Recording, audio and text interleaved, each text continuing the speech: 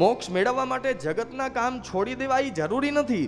પરમાત્માને મુક્તિ મેળવવી હોય તો બીજું કંઈ કરવાની જરૂર નથી. બસ ભગવાનને મસ્તક ઉપર ધારણ કરીને જગતના કામ કરો તો જેમ વસુદેવજીના શરીરની સાંકળ ખુલી ગઈ એમ મારા તમારા જીવનમાંથી મોહ માયાની સાંકળ આપોઆપ ખુલી જશે. મુક્તિ મેળવવી હોય, મોક્ષના દરવાજાને ખોલવા હોય તો જેમ કારાગૃહના દરવાજા ખુલતા હતા, કેના લીધે?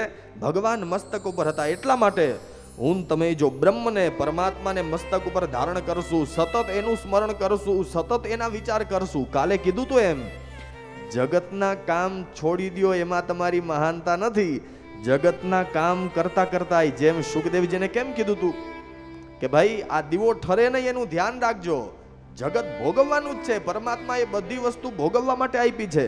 અને ફરી ફરીને કહું, સંન્યાસી થઈ એકલા હોય ને ભગવાનનું ભજન કરવું ભાઈ હાવ હેલું છે. પરિવારની હારે રહીને ભગવાનનું ભજન કરવું ને બહુ અઘરું છે. પરિવાર છે તો એની સાથે રહ્યો, સંસારના ભોગ ભોગવો, પણ બસ અંદર એક આત્મારૂપી દીવડો ચાલુ છે ને ઈ ઠરી ન જાય એનું ધ્યાન રાખવાનું.